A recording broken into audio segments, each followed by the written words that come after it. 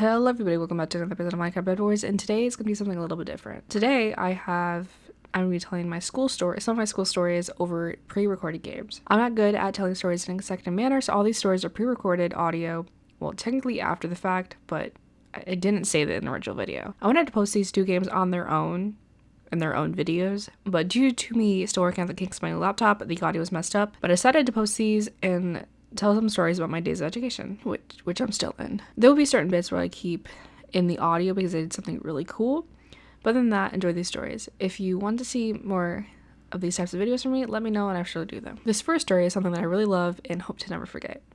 Sort of background, I was in 7th grade and I went to a charter school. During both my 7th and 8th grade years, the students in 7th grade and above, who were in a C+ or higher in all of their classes, got to go on a field trip to Cedar Point for free.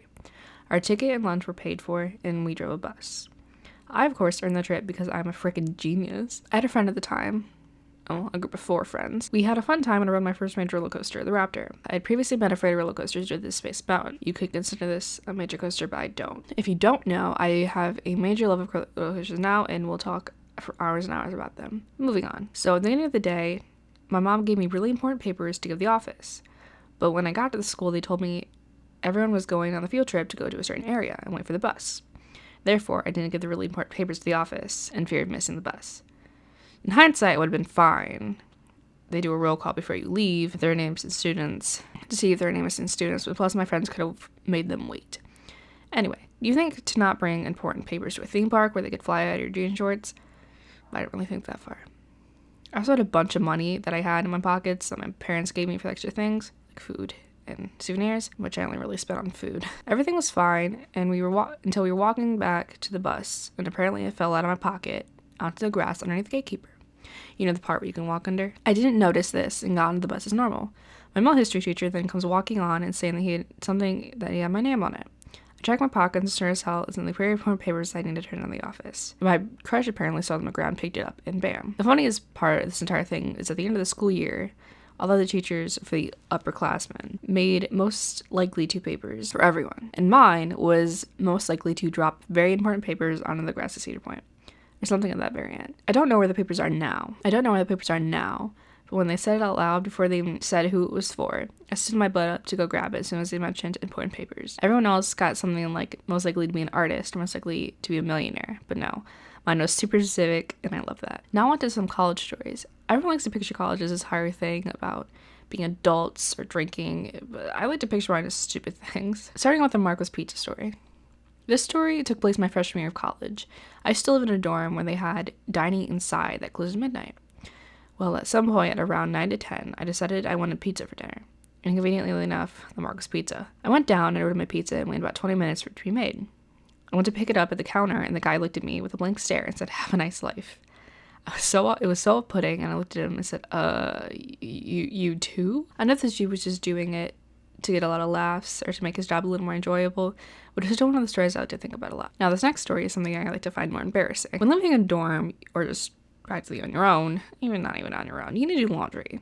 I typically did mine on Thursdays, so I could be packed up and ready to go home for the weekend. My family always thought I was weird for not bringing my laundry home. I just preferred to do it on my own, not have to bring laundry home every weekend. Anyways, it was a bit later on a Thursday night, and I went down to grab my laundry from the dryer and take it back up to my dorm. There were 2 ladies in the room already, and I just passed them to go get my clothes. In college, everyone knows each other. Everything was fine, so I went to leave with my heaviest hamper of clothes. Keeping in mind that I have bad vision, I have glasses that are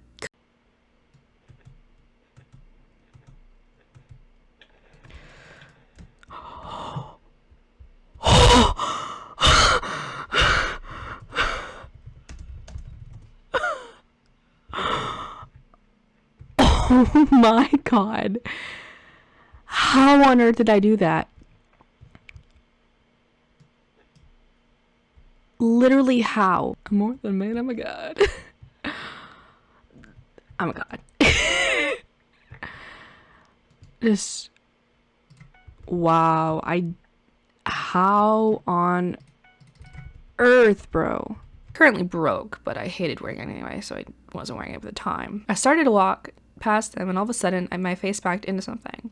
I realized that I hit my head on the dryer door as they were stacked on top of the washers.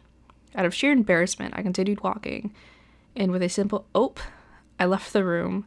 I got halfway down the hallway and I heard them bursting out laughing. And then I myself started bursting out laughing. I never saw those girls again. It's definitely a moment I think about a lot before I do laundry. When it comes to college grading, high school teachers like to make jokes and then college is hard and you'll never get passes in college. Well, it's kind of iffy, but I have a few situations where it's severely funny. So this was my intro to education technology class that I took my sophomore year of college, and it was online. So that means I didn't attend any physical class, and we didn't do Zoom. I just did my work, read what I was supposed to, and it was it. Well, there was one situation where I had to create a website about a topic that I was passionate about. I forget the topic that I chose, but it was to create a website and then write a paper to put in the website. Well, I was very lazy and decided that I didn't want to write the paper. So all I did was make the website and then didn't include the paper. According to the rubric, I would have at least gotten a 50. And that means I would have passed. No matter what, I would have passed the class with an A. It was one of the final assignments. So I turned the website without the paper. And when he graded the paper, he said, "Hey, your essay seems to be missing. Can you tell me where it is? Or can you tell me, or do you know where it is, I proceeded to ignore this. I was like, I'm just gonna accept the 50, give me the 50 that I have. And he finished grading at the end of the semester and he gave me 100%, even though I didn't do a very important part of the project. I love this just because I didn't deserve that grade and I still got that grade. Depending on the fact that college professors are supposed to be big, mighty, and tough against grading everything, and that they care, they read your emails, Well, I had this situation where I was in the middle of finishing a project, which I still don't remember the thing, was education. I think it was an education language class. And it was a 3-part project. Oh yeah, it was about a kid I had to observe and then explain their language stuff, which I kind of fabricated that project. Anyway, so while finishing or working on this project, my internet decided to was left with a barely working internet. It wasn't working at all. Nothing was loading, nothing was happening. I could use my phone, but you can't turn anything on your phone, And so I was left my personal hotspot was not working, my Wi-Fi was not working, nothing was working for me, and it was due in 2 hours. Well, just in fear of failing this class, because it was kind of a lower class at the time, I decided to shovel through and do the assignments through Word, which I hate Word. Word is so fucking stupid. Google's opinion. If you disagree, you're wrong. So I looked up in the information, found the sources, found the information I needed, and did it all from my phone. And then the information I wrote it in my laptop on Word, which you can use Word without Wi-Fi. I had all of these done, and I finished it before the deadline. So I closed the document. So if she needed proof, which I took video evidence, hey, my Wi-Fi is not working. This shit is done. It is 11:50. It's 11:50. These are done. I can't use my Wi-Fi. I can't turn this in. And she locked the assignments, so I couldn't even turn it in after the fact. So I created an email. Forgot the fact that one of the things I completed before my Wi-Fi cut out, and so it was in Google Drive. But the other 2 things would be sent as attachments, because that's just how Word works. Because you need a link for Google. And so I send my Wi-Fi came back at 2 a.m. in the morning. I was like, hey, I'm really sorry, but my Wi-Fi cut out in the middle of doing this. I could not turn this in due to the fact of my Wi-Fi cutting out in the middle of this. One of them is sent as a Google link, and then the other 2 are set as attachments, which I wrote that in. That's an important feature. I'm really sorry. If you need proof this is happening, I do have video evidence of this happening and my Wi-Fi cutting out and me having the projects done at 11:50 before the deadline. I sent the email at 2:32. I'd probably find the email if I wanted to.